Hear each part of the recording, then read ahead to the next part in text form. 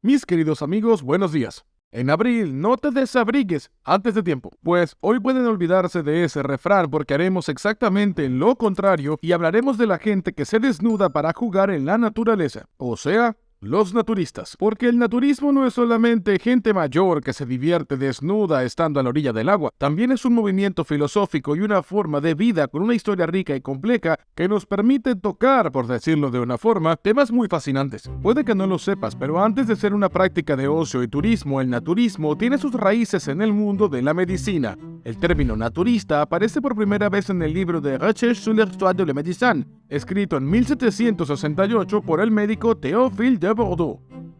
Con este término se refiere en realidad a los médicos vitalistas, y esto merece una explicación. En el siglo XVIII, los círculos médicos estaban divididos por una controversia. Por un lado, los médicos mecanicistas, que eran la mayoría, y por el otro lado, teníamos a los médicos vitalistas. Los recién llegados, los mecanicistas, estaban influidos por las ideas de Descartes, intentaban tener una visión racional del cuerpo humano. Básicamente para ellos el cuerpo se rige por procesos químicos y físicos, todos científicos, sin intervención mágica o espiritual. A partir de ahí, para mejorar la medicina, hay que hacer experimentos anatómicos, sobre todo en cadáveres, averiguar qué estímulos provocan qué reacciones y luego deducir cómo utilizar ese conocimiento para ayudar a los vivos. Dicho así, parece muy normal hoy en día. Pero hay que tener en cuenta que en aquella época era un cambio radical con respecto a la medicina medieval y renacentista y la famosa teoría de los humores. A esta visión cartesiana de la medicina y del cuerpo humano se opusieron varios médicos vitalistas como el inglés Nehemiah Grew, el alemán George Enstal y en Francia, entre otros, Théophile de Bordeaux. Para ellos, el cuerpo humano no puede reducirse a procesos químicos y a materiales. Existe también una fuerza inmaterial, espiritual, que anima todo el organismo vivo. Es a lo que llamamos la energía vital. Esta energía vital, según ellos, nos conectaría muy fuertemente con la naturaleza y sería fundamentalmente buena. Por lo tanto, para los vitalistas, es importante observar la naturaleza y dejarla hacer su trabajo para que cure a los enfermos, porque la naturaleza tendría todo lo que hace falta para reequilibrar y curar a un enfermo. El enfermo debe estar en contacto con la naturaleza en vez de luchar contra ella. De esta forma, la energía vital podrá reequilibrar su cuerpo y sanarlo.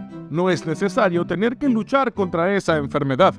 Recuerda un poco a la gente que quiere prevenir epidemias tomando jugo de zanahoria, pero no funciona. Ante los avances de la medicina convencional en la primera parte del siglo XIX, las ideas de los vitalistas fueron retrocediendo poco a poco, pero sin desaparecer del todo. De hecho, asistimos más bien a una transformación y a lo largo del siglo XIX asistiremos a la aparición de modas por las técnicas de cuidados alternativos y paramédicos, todas ellas precedentes de tierras germánicas antes de extenderse a otros lugares de Europa. Entre estas técnicas encontramos la hidroterapia, curar con el agua, la helioterapia o curar con el sol, o la aereoterapia, curar con el frescor del campo. Cada vez, en cada una de estas técnicas, la idea es la misma. El ser humano puede curarse de todo a través de sí mismo. Si enferma es porque la sociedad moderna debilita su cuerpo y su salud. Trae consigo una forma de degeneración y es por eso que es necesario regenerar a los pacientes poniéndolos en contacto con la naturaleza. Y aquí estamos hablando de fisioterapia, que es medicina natural. Y en estos ambientes es donde nacerá el naturismo. Pero bueno, ¿cómo pasas del aire fresco en la montaña que te recetó el médico a hacer deporte desnudo? Bueno, la idea del desnudo irá apareciendo poco a poco en los escritos de intelectuales de finales del siglo XIX, en Francia y Alemania, pero quien realmente lo expande y tiene éxito entre el público es el alemán Heinrich Pudor. Publicó 2 libros sobre el tema del desnudo, Hombres desnudos en 1983 y La cultura del desnudo en 1906, y en sus libros aboga realmente por la práctica del nudismo. Según su pensamiento, los médicos modernos son degenerados, plagados de muchos vicios y problemas de salud. La conclusión lógica llega de nuevo a la necesidad de regeneración.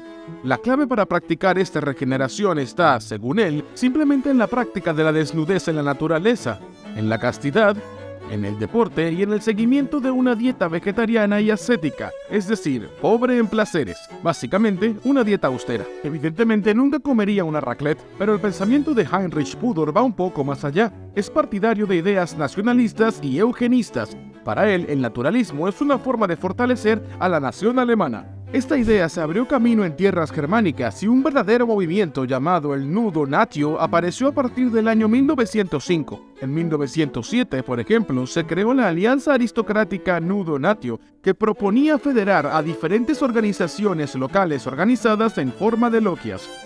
La selección de candidatos y su iniciación por grados progresivos se realiza en una perspectiva abiertamente racista y eugenésica. El objetivo es seleccionar futuros reproductores para que la raza germánica se ponga en vías de regeneración. Un gran ambiente. En cualquier caso, seguro habrán comprendido que la mayoría de esta comunidad recibe con brazos abiertos la llegada al poder de un canciller con bigotito llamado Adolf Hitler. Pero sería un error creer que la politización de este medio solo se produce en una dirección. En Alemania podemos mencionar la Jugendbewegung, una poderosa organización de escultismo creada en 1896 y que preconiza la libertad, la fraternidad y la aventura a través de un retorno a la naturaleza. Esta organización retomó el tema de la desnudez a principios del siglo XX y defendió que era una práctica sana y natural, sobre todo a través del baño en los ríos. El pudor en este contexto es, según estos jóvenes, una mojigatería burguesa que esconde mal una obsesión sexual. Esta Jugendbewegung se inscribía generalmente en una cultura humanista, emancipadora y de izquierda. También en Francia, en la misma época, asistimos a una politización de naturismo, y es así como una parte del medio anarquista se implica en esta sociedad. Por ejemplo, en 1907, la revista Anarquí publica una serie de 8 artículos titulada Higiene y Anarquismo. En estos artículos, el autor espera, y cito, que el hombre se acerque a la naturaleza, es decir, a la verdad, puesto que es un fruto de esta naturaleza regida por sus leyes, y encontrará eso en él. La fuerza vital es capaz de defenderle contra los embates de la enfermedad. Igualmente, más adelante, encontramos naturistas socialistas y libertarios reunidos en el seno de la Unión Naturista fundada en 1934. Para ellos, el naturismo es un vector de igualdad, emancipación y paz entre los pueblos. Aunque suene extraño, algunas personas trataron de elaborar un programa político completamente naturista. Es el caso de Guillaume de Montgriot, fundador del Club Sparta, uno de los clubes naturistas más importantes de Francia en los años 30. Defenderá lo que se denomina un naturismo integral, que consiste en una mezcla de ideas libertarias, eugenistas, higienistas, de práctica deportiva, de desnudez y política naturista. Básicamente ve este naturismo integral como una herramienta de transformación social y, una vez más, la paz entre los pueblos. Guillaume de Montgriot se presentará incluso a las elecciones legislativas en 1932 en París, bajo la etiqueta del Partido Socialista de Salud Pública. Pero sin éxito. Tendrá una puntuación ridícula. Así que hasta ahora hemos visto cómo el naturismo ha pasado de una práctica médica a una práctica relativamente militante de la desnudez. Pero, ¿cómo se pasa de estos círculos de convicción a una práctica turística y de ocio de las masas? Bueno, en Francia los hermanos D'Urville no tienen la culpa. Los hermanos D'Urville, André y Gaston de nombre, son médicos de formación. Aprobaron su tesis, obtuvieron su diploma y en resumen son verdaderos doctores.